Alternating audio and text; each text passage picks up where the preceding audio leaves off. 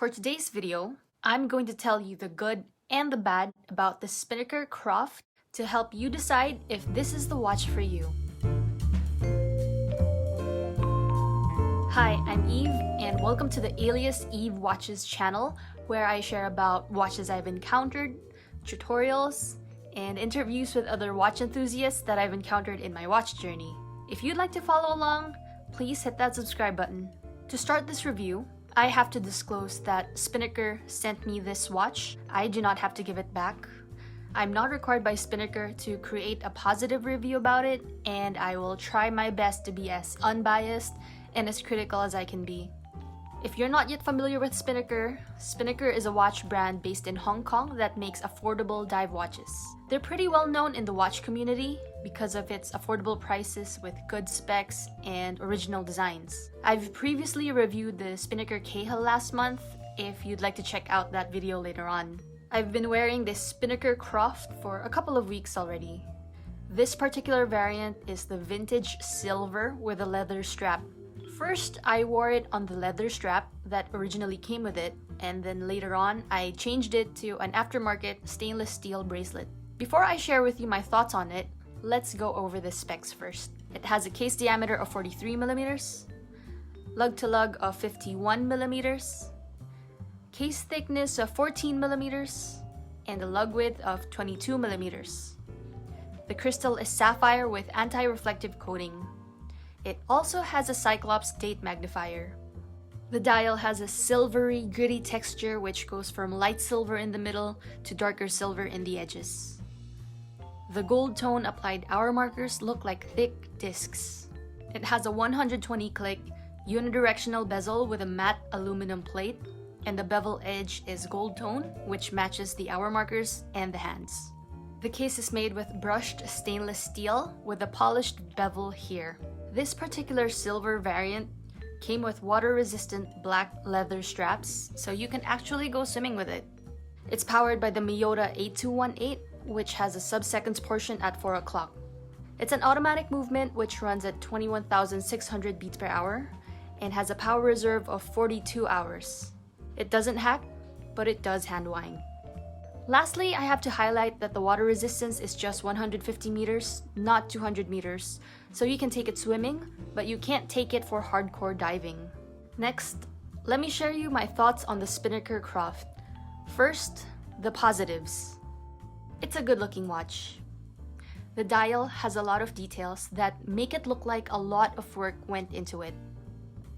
The case is also well finished, and it has this polished chamfering, which I think is a nice detail. Overall, when it comes to appearance, it looks good and it feels hefty like a more expensive watch. It has good bezel action. Much better compared to the Spinnaker CAHILL. It's easier to turn, there's no back play, and the bezel is aligned. The lume on the dial is good. I actually don't have a lot of experience with lume, but my two Spinnaker watches so far have the strongest lume.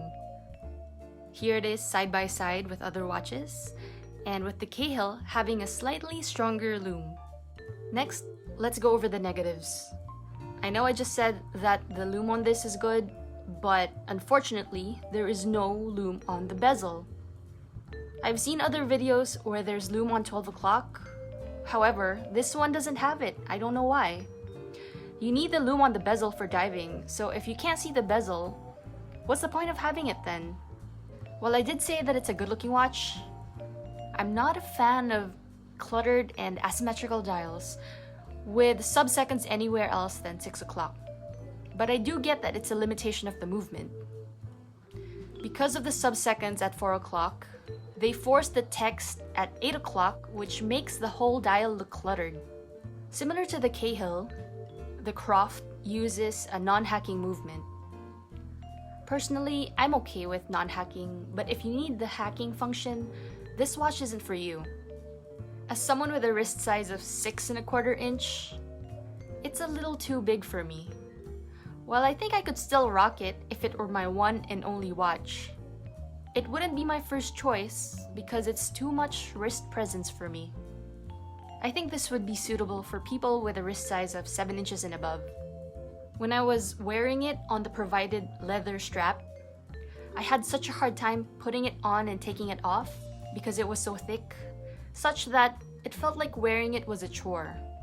And because of that, I ordered an aftermarket stainless steel strap for it, and I liked wearing it much better after switching it up. So if you want to get this watch, I recommend going for the bracelet option instead. So those are my thoughts on the Spinnaker Croft. Overall, it's a good-looking watch, but it doesn't suit me that well. It's a little too big and a little too cluttered for my taste.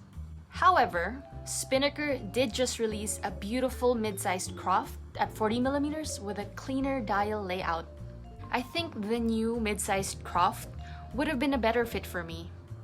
When I saw photos of it on the Spinnaker Instagram, I was smitten with the blue and red bezel one. Thanks for watching today's video. If you have any thoughts on the Spinnaker Croft, let me know in the comment section below. If you'd like to check out another Spinnaker video, here's the link to the Spinnaker CAHILL dive watch.